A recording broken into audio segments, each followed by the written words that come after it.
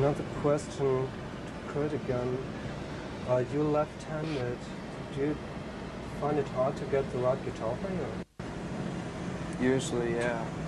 It's a bit easier now because I have an endorsement with Fender guitars now, so they're making me left-handed Mustangs, and so it's a lot easier. It used to be a total pain in the ass. I mean, when we were on our first couple of tours, you know, I'd only have one guitar, and it would have to be cheap, you know, a $30 guitar from a pawn shop, and I'd end up breaking it after the show, and then the next day was consumed with trying to find a pawn shop and the few dollars that we had to buy a guitar, and then we'd have to turn the strings around and try to intonate it ourselves, and it just made for a really out of tune, raunchy experience, you know, during those first few years. It was a pain in the ass trying to find a guitar. Yeah, it was like the biggest dilemma of the day. This one will work left-handed. Yeah, it's cut.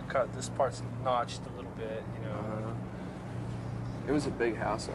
All the electronics are on the top. In fact, we even built a bunch of Mustangs one time. We bought some necks and took pieces of wood and cut out the bodies and put the necks on, and they were completely out of tune all the time. And we did a pretty good job at it. We had this little assembly line in the garage, and we hung them up and painted them and stuff. Yeah. Yeah, I mean, I noticed you used some quite unique-looking guitars on stage anyway. Were those the ones you built yourself? I don't think so. Those were all destroyed in one tour. And that was about like 4 years ago, probably, at least.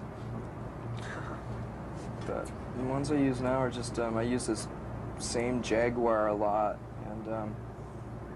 and mostly Mustangs.